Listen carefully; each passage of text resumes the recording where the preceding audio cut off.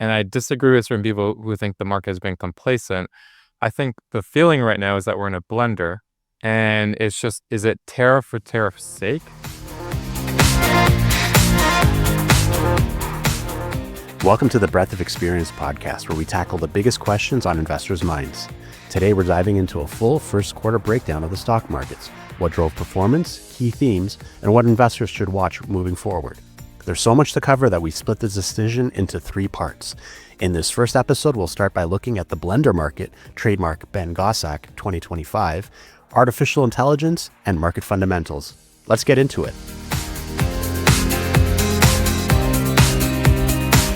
Well, another session of the Global Equity Roundtable is here.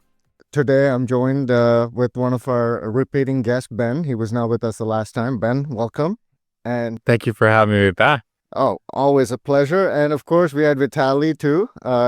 He joined us in the last session. Vitali, how are you? Welcome. Great to be back. And it's 2 in a row, is it? Or Yeah, 2 in a row for you. Yeah, back by popular demand. I thought I was a core person, and then Joseph just told me I'm just a guest on his show. So glad to be here and chop it up this morning. Well, we have so many all-stars, it's hard to keep you all happy. You know, we gotta take turns. you're a political mind. We gotta take turns. We got the right host for this environment.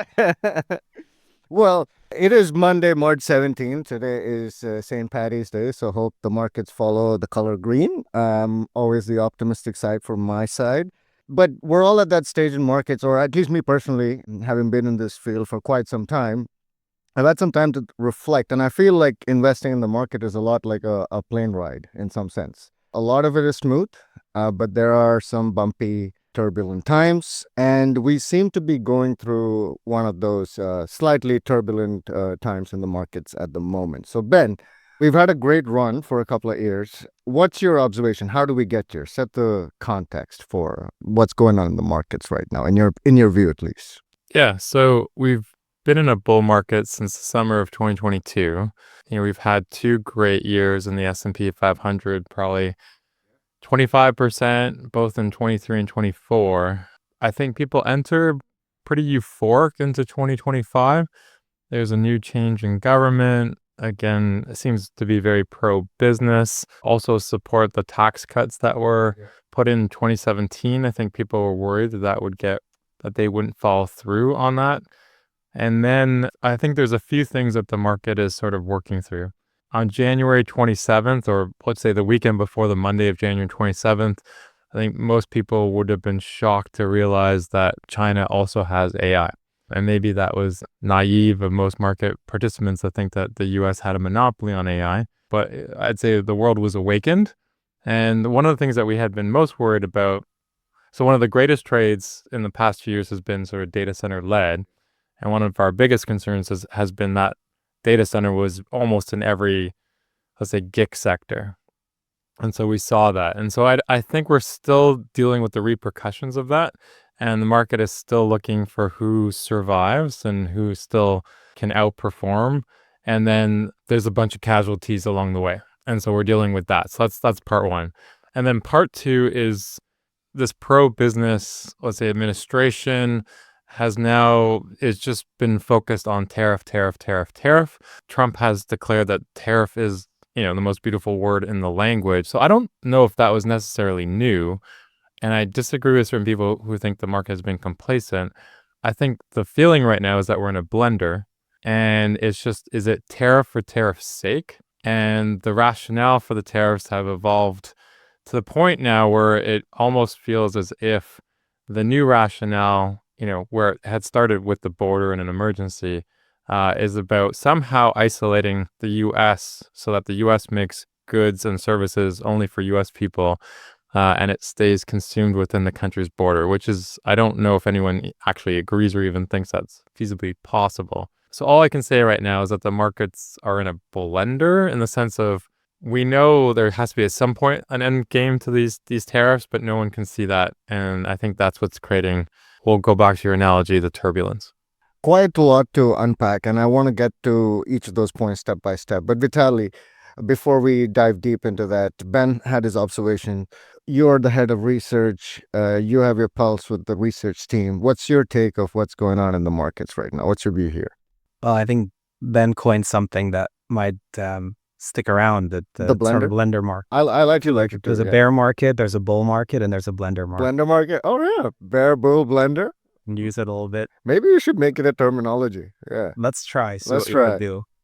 But we obviously had, starting with the US as the world's largest economy, the most politically consequential country on earth, we knew that there would be an administration that would be trying to change the status quo. And they had telegraphed that quite dearly, quite clearly. And I think the timing of when the regime changed, did align, using Ben's timeline, about 2.5 years into a bull market. Yeah. And 2.5 years into a bull market means quite a few people, the majority you could say, have realigned to the new regime of stocks going up. And with some of the prevalent trends out there, like data center, it also means that there's participation or herding it to some degree. Crowding into the same kind of particular general stocks ideas. and themes. As the degree of this change, this uncertainty that the new administration brings, which I did think they telegraphed clearly, but again, the market being well into a bull market does tend to focus on what it is that's succeeding, what it is At that's the moment, working. yeah. And so it's perhaps not surprising that you're getting this reaction, easy to say in hindsight. But nevertheless, the reaction we're describing today is, as of this morning, probably an 8.5% correction on the S&P. It feels far more than that because, of course, some of the stocks that have led the bull market, especially the last year, have corrected far more or across that. But I think the data center theme is the easy one to pick on, where you can find quality companies down 20, 30, 40%. So, those are the observations, but conclusions I'm looking forward, which is probably, more important at this juncture. Maybe we can pose the question, is the bull market over? And maybe to answer the question, the bull market is over, I think a big sign that we have is, what are we seeing on the ground in terms of what are companies and corporates reporting? What are some of the economic data that is coming out? Of course, the all-important American consumer that controls the purses, and probably we'll unpack that over the course of this podcast. And that's exactly the point. But to start off with, I want to double click on a few things. The first thing is really the Deepseek Monday. Let's call it Deepseek Monday, whatever, that Jan 27th. It's a fairly unique situation. What effectively, let's say, what was the market not seeing? And what did the market realize post that 27th? And how is that affecting portfolio manager decisions? What do we know now from that crowding or that herding? Was it a situation where everyone realized that they were all in the same trade, and now it's just a question of readjustment and realigning, like a market rotation away from that? Like, what is going on? What did you glean from that? I think people just had a formula and a belief that to get to the next level, so let's say if it was OpenAI to go from GPT-4 to GPT-5 to GPT-6, there was, X, Y, Z amount of billions of dollars that had to get spent, and more was going to have to get spent. And I'd say there was an expectation or a timeline about, okay, well, we're going to need this much power and GPU. And so that was aligning through all the stocks. Whether it's true or not, or how Deepseek or these other AI models that are coming out train themselves, if they spent the millions or billions that they claim, I think it just reorders the expectations that people had before, and that's just enough. That's enough, right? Just the idea or the thesis that maybe we don't need as much. It's not that we don't need as much, but maybe not under the timeline that people had sort of planned for themselves. Just a little bit of pushing out timelines or asking more questions was enough to cause an adjustment. And then also, again, I guess if we have something to learn from all this is why didn't we look into other competitors or geographic areas and what Besides they were the US, doing? Because out of nowhere, it's not, it wasn't just Deepseek. Tencent has claimed that they have a great AI. Alibaba has claimed they have a great AI.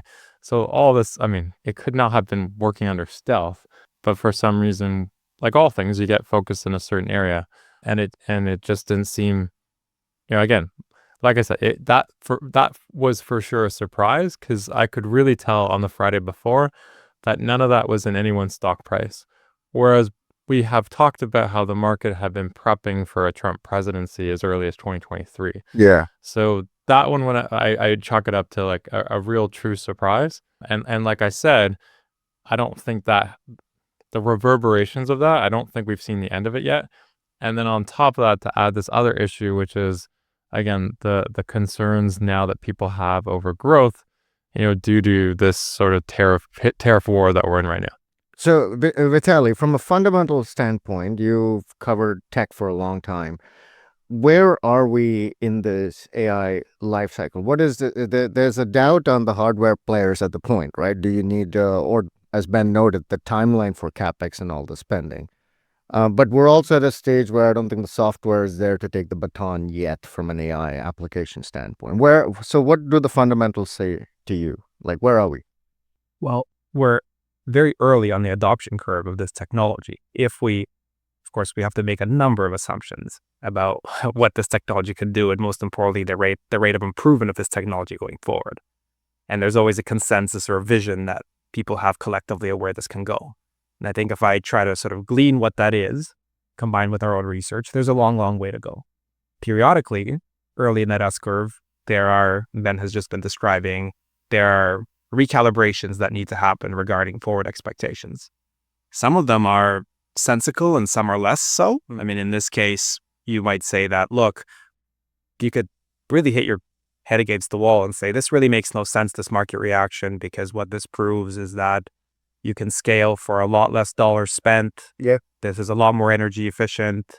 This is only a path to the accelerating adoption of this technology. And the market can make it very frustrating and say, you could be right, but this is not how collectively it will behave, and securities will go in the opposite direction.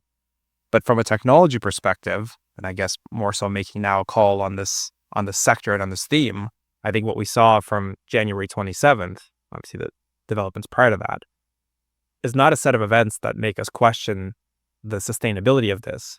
If anything, if we were sort of to take a market NPV, a thematic, a TAM NPV, it increased after that event.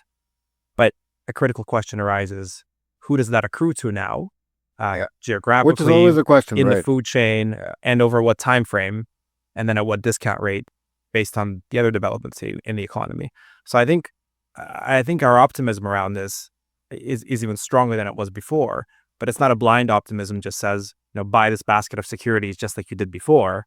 This is the whole point of having a pilot in your plane, and navigating this, because there's a recalibration and we need to figure out and anticipate and forecast what is the course we're going to take after this new information has emerged.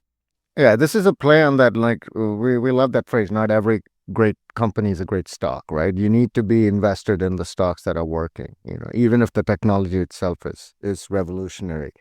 Ben, you as a global portfolio manager, for you, watching the events unfold and since then, how are you thinking about your portfolios, particularly with respect to the data center theme, which is something that we clued in on and we benefited handsomely from? Yeah, so I'd say since February 2024, I've really tried to put a ceiling on the stocks that we had in the portfolio tied to the data center, in so much that there are numerous ideas and numerous winning stocks out there, but they were all tied to the same bet. So really what I've been concerned about for over a year has been sort of just watching that compounded exposure. And then, like I said, we saw that really come to a head on that morning, because lots of stocks were down sort of anywhere from 10 to 30%, all down at the same time. And then a couple of them where I'd say, again, this is, we're always learning. There were stocks that I had thought that were not data center that turned out to be data center. Yeah. Fair. So I'd say within, what I've been doing for February, for early March, has been sort of, adjusting at the edges. There are some stocks that have really broken down that were tied to the data center. And so, following our process, we tend to reduce in size. And then at some point we, exit those positions. We await to bring them back in the future. And so, true to form, I've been making a few adjustments at the edges, and some of the stocks I had sold maybe a year or 2 years ago have come back to the portfolio. Again, there might be new management. There might be a better understanding in terms of how the company wants, how companies want to grow their earnings and their free cash flow growing in the future. So every sold idea could be my next best idea, but sort of just at the edges, sort of just trimming and rotating that active risk right away and making sure the bets are not compounded. Exactly. And that's going to be key, right? And I guess in some sense, it was also helpful, right? I guess Deepseek that Monday revealed which were data center stocks. Yeah, and I wrote down a list of a whole bunch of stocks. There were some stocks where I was like, I had no idea that was a data center stock. Right. If it's down 15% in a day, right? It's effectively tied to that theme. So very revealing and helpful in that sense. Thanks for listening to the Breadth of Experience podcast and the first part of a first quarter breakdown of the stock market, with part 2 coming shortly. If you enjoyed this episode, be sure to follow us on your favorite podcast platform and now on YouTube too. Share it with friends and colleagues who love staying informed. A big thank you to our team behind the scenes, Marko Vidovic for producing the podcast, Bianca Sampson for keeping the conversation going on social media, George Subotic for making sure the podcast reaches you, and Alina Zrasko for crafting the copy that brings it all together. The views and opinions contained herein are those of the participants and do not necessarily reflect the opinions of and are not specifically endorsed by TD Asset Management Inc. or its affiliates. This is for information purposes only and should not be construed as financial, legal, tax, or investment advice. It is not an offer to buy or sell or an endorsement, recommendation, or sponsorship of any entity or security discussed.